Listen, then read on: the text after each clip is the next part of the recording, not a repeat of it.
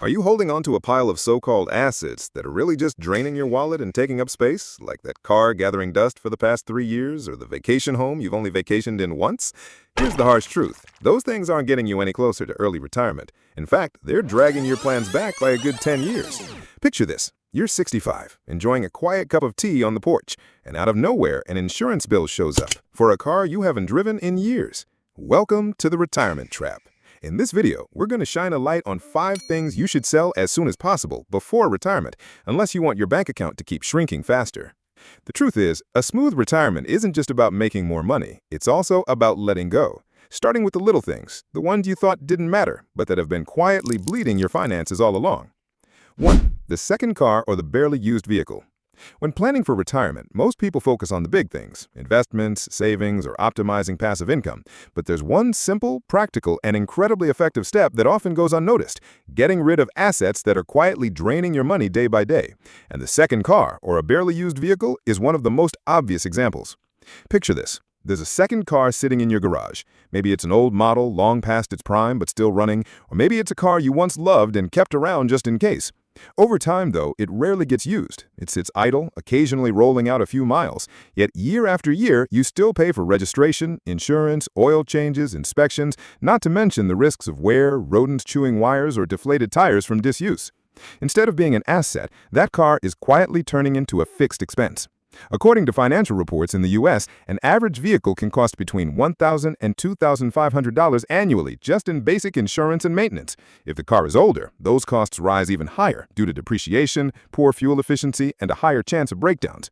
Where still, the longer you keep it, the less it's worth, meaning you're pouring money into something that loses value every single day. For those in midlife starting to think seriously about retirement, maintaining a non-essential car is something that deserves a second look. This isn't just about saving a few bucks. It's about making a smart financial move to free up resources, simplify your lifestyle, and prioritize what truly matters. Instead of letting it collect dust, you could sell the vehicle, even at a modest price, and use that cash for more meaningful goals. Contribute to a retirement fund, budget for post-retirement travel, or build up a savings buffer for peace of mind. Many people keep their old cars for the kids, or in case the main car breaks down. But in reality, most of these cars sit untouched for a year or more. And the kids? They'll likely want something newer, safer, and more fuel-efficient anyway. Meanwhile, you're still footing the bill for a vehicle that no one uses just for a vague what-if scenario. Beyond the financial cost, there's a mental one too. Clearing out your garage and selling unused items creates more than just physical space. It opens up mental space as well. Decluttering is a key principle in creating a healthy, focused retirement plan. You don't want to spend your golden years worrying about car repairs, registration fees, or unexpected maintenance issues on something you don't even need. And giving up the second car doesn't mean giving up your freedom. With today's ride-sharing services, short-term rentals, and car subscription models, you can handle those rare just-in-case moments without needing to own an extra vehicle. Meanwhile, the money saved from insurance, maintenance, and fuel could easily cover those occasional rides, and then some. If you're seriously thinking about retiring in the next 5 to 10 years, or even sooner, now is the perfect time to ask yourself, is this asset still serving my life? If the answer is no, or even probably not, that's your clearest sign to take action. Remember, you don't need to keep everything to feel secure. You just need to keep what truly supports the life you're building. That second car, whether it was once a gift, a passion project, or a backup plan, if it no longer serves a purpose, let it go. 2. Non-income producing real estate. In midlife, when retirement stops being a distant idea and starts becoming a visible reality, reassessing the assets you hold becomes critically important. Not just to determine whether you have enough to live comfortably, but to ensure that every dollar is working toward your true goals: stability, safety, and efficiency. And one of the most common asset traps that many people fall into is owning real estate that doesn't generate income. Maybe you own a vacation home in the mountains or near the coast. Sounds impressive, and perhaps it's given you some cherished memories. But financially speaking, a house that's used just a few weeks a year, yet still racks up property taxes, maintenance fees, insurance, utilities, and management costs, isn't really an asset. It's an ongoing expense that provides no return. Real estate that sits vacant, unused, unrented, or underutilized quietly drains your cash flow. In the U.S., vacation homeowners often spend thousands to tens of thousands of dollars per year just to keep a property they rarely stay in. From electrical and plumbing upkeep to pest control, roof repairs, insurance premiums, and tax payments, these costs accumulate, and become especially burdensome once you stop working and begin living on a fixed retirement income. The truth is, the money you're using to maintain this symbolic asset could be far more productive elsewhere. Instead of keeping a second home empty for 11 months of the year, you could sell it and redirect the capital into income-generating investments, dividend-paying stocks, targeted ETFs, or rental properties that produce consistent cash flow. This isn't just about cutting costs, it's about increasing your financial resilience in retirement. There's also the often overlooked benefit of mental relief. The more properties you own, the more responsibilities you carry. Bills, repairs, legal paperwork, and the stress of handling it all. At this stage in life, you deserve simplicity and peace of mind. Retirement should be about time with loved ones, better health, and finally focusing on yourself, not keeping track of a property you barely use. Worse still, if no one in your family wants or can afford to inherit the property, it could become a burden for your heirs. Transferring ownership, dealing with paperwork, selling off distant property, or managing a deteriorating house in another state is a heavy task to leave behind. Don't confuse emotional value with financial value. A house that once brought the family together might hold sentimental worth, but if it no longer fits your current lifestyle or financial reality, it's time to let it go. Selling it doesn't erase memories. On the contrary, it allows you to actively choose a path aligned with your future, one that prioritizes freedom, security, and simplicity. And with today's growing short-term rental options, you can still enjoy a mountain escape or beach getaway when you want without shouldering the year-round burden of owning a second home. In fact, renting a vacation spot for a few weeks a year can often cost significantly less than maintaining a second property year-round. To put it bluntly, non-cash flowing real estate is something to leave behind, not something to carry into retirement. When every dollar must be spent wisely, a property that doesn't serve a core need or generate income should be the first to go. Selling that second home isn't a loss, it's a shift in mindset, from owning to keep to owning to serve. And the earlier you make the decision, the more advantages you have. Higher property value, a better market, and more time to reinvest effectively. Letting go of the unnecessary today is how you protect your freedom tomorrow. 3. Valuable furniture or items you no longer use. As we enter midlife, many of us begin to appreciate the value of simplicity, both in finances and in our living space. In our younger years, life may have revolved around collecting, decorating, and accumulating expensive collections, top-tier fitness equipment, designer furniture. But as retirement draws near, one question becomes worth asking. Do all these possessions still serve your life today? Many households still hold on to high-value furniture or equipment simply because it feels like a waste to let them go. A grand piano that was once the centerpiece of the living room now sits silent. A treadmill, purchased with the best of intentions, now serves as a coat rack. Wine collections, art, or antique pieces sit behind glass, admired, perhaps, but taking up significant space in the home. Even if these items carry financial or sentimental value, once they lose their functional purpose, they gradually become burdens rather than assets. First, they occupy living space, something especially important when reconfiguring your home for a simpler, safer, and age-friendly retirement lifestyle. Open, uncluttered areas don't just offer comfort, they reduce the risk of accidents, a very real concern as we age. Second, valuable items often require upkeep, regular cleaning, careful storage, even climate control to avoid damage. If they're left neglected, their value can quickly deteriorate, meaning you're spending money just to preserve something you no longer use. Selling them sooner allows you to reclaim some of that value in cash, and most importantly, to decide how that money can support your future. Letting go of unused valuables also brings a powerful emotional benefit, a sense of clarity and release. When you look around your home and see only things with purpose, you feel more at peace. On the other hand, a house full of unused items can be mentally overwhelming, especially when you start thinking about who's going to sort it all out when you're no longer around. In today's world, where minimalist living is increasingly embraced, cutting down on unnecessary belongings is no longer a sign of lack. It's a conscious, empowered choice. You're not keeping things just in case. You're keeping them because they matter right now. And if they no longer serve you, there's no reason to feel guilty about letting them go. Moreover, many of these old but valuable items can still fetch a decent price, especially on platforms like eBay, Facebook Marketplace, or through antique dealers. You might be surprised how many people are willing to pay thousands for something you were planning to store in the attic forever. And that money, rather than sitting in a dusty item, could be converted into real-life experiences, a retirement trip, a class you've always wanted to take, or a beefed-up emergency fund.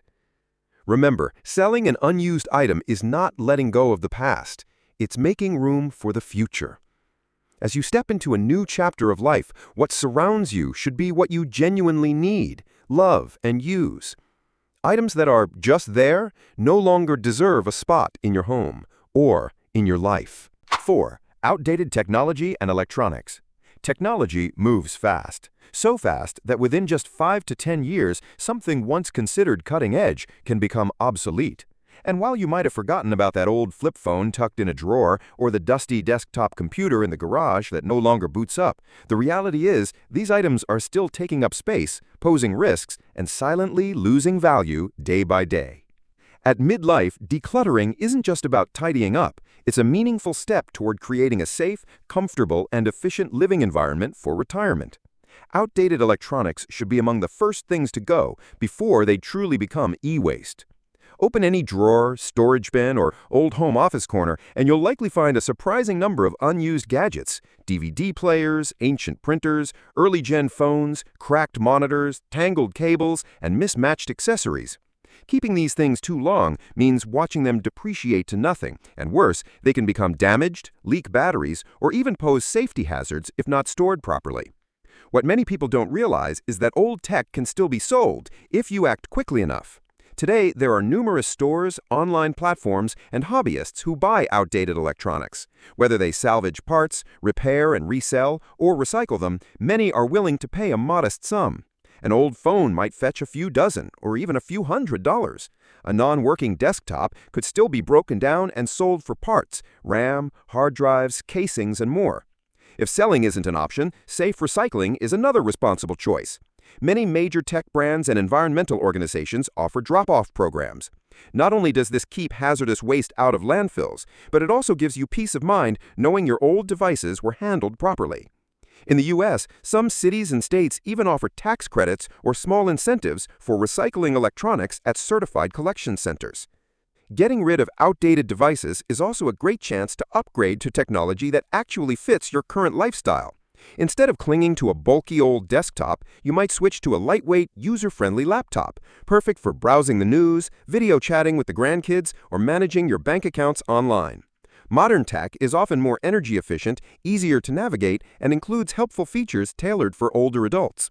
Most importantly, this is about shifting your mindset from saving for a rainy day to keeping what serves your life today. Technology that no longer gets used shouldn't be seen as an heirloom. It should be recycled, upgraded, or passed on where it can still bring value. Every outdated device you let go of is a step toward a cleaner, more manageable home aligned with the minimalist yet purposeful lifestyle that defines a quality retirement. You don't need to keep a personal technology museum to prove you once kept up with the times.